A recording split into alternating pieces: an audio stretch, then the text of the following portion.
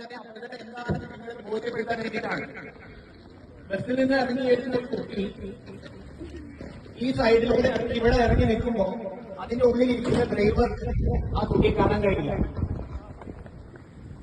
അതിനുശേഷം ഈ കുട്ടി ഇവിടുന്ന് ഇങ്ങനെ വന്ന് ഈ ബസ്സിന്റെ മുന്നിലൂടെ കയറി ഇവിടെ എത്തി ഈ ഭാഗത്ത് നിന്ന് ക്രോസ് ചെയ്യുമ്പോഴും അവിടെ ഇരിക്കുന്ന ഡ്രൈവർക്ക് ഇതിനെ കാണാൻ പറ്റില്ല. ഇതിനെയാണ് ബ്ലൈൻഡ് സ്പോട്ട് എന്ന് പറയാ.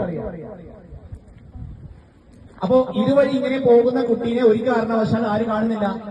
ഡ്രൈവർ കാണുന്നില്ല. അപ്പോ ഒരു ബസ്സിന്റെ മുന്നിലൂടെ ജീവിതത്തിൽ ഒരിക്കലും ഇതുപോലെ നിങ്ങൾ ക്രോസ് ചെയ്യാൻ ശ്രമിക്കരുത്.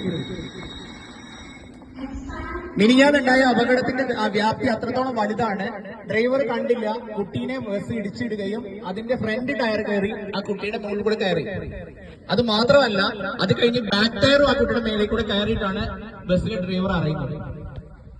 അപ്പൊ ബ്ലൈൻഡ് സ്പോട്ട് എന്താണെന്ന് നിങ്ങൾ വ്യക്തമായിട്ട് മനസ്സിലാക്കിയിരിക്കണം. ഇത് ടെക്സ്റ്റ് ബുക്കിലോ മറ്റു കാര്യങ്ങളോ നമ്മളെ പഠിപ്പിക്കുന്ന കാര്യമല്ല. അതായത് ബ്ലൈൻഡ് സ്പോട്ട് എന്ന് പറഞ്ഞു കഴിഞ്ഞാൽ അവിടെ ഇരിക്കുന്ന ഡ്രൈവർക്ക്, ആ ഡ്രൈവർ സീറ്റിൽ ഇരിക്കുന്ന ആൾക്ക് ഈ ദൂരത്ത് നിന്നാൽ മാത്രമേ കാണാൻ കഴിയുള്ളൂ. ഇവിടുന്ന് അങ്ങോട്ടുള്ള ഇത്രയും ദൂരത്തിൽ പറയുന്ന പേരാണ് ബ്ലൈൻഡ് സ്പോട്ട്. അപ്പോ ഏതെങ്കിലും കാലത്ത് ഏതെങ്കിലും സമയത്ത് ഇതുപോലെ ഒരു ബസ് നിർത്തിയിട്ടിട്ട് അതിന്റെ സൈഡിൽ ഇറങ്ങിയിട്ടുണ്ടെങ്കിൽ ആ ബസ് പോയ ശേഷം മാത്രം ഇടത്തോട്ടും വലത്തോട്ടും നോക്കിയ ശേഷം മാത്രമേ നമ്മൾ റോഡ് ക്രോസ് ചെയ്യാൻ പാടുള്ളൂ. ഈ ഒരു കാര്യം നിങ്ങൾക്ക് മനസ്സിലാവാൻ വേണ്ടിയിട്ടാണ്. താങ്ക് യു മോളെ. മോളെ പേര് റിഫ.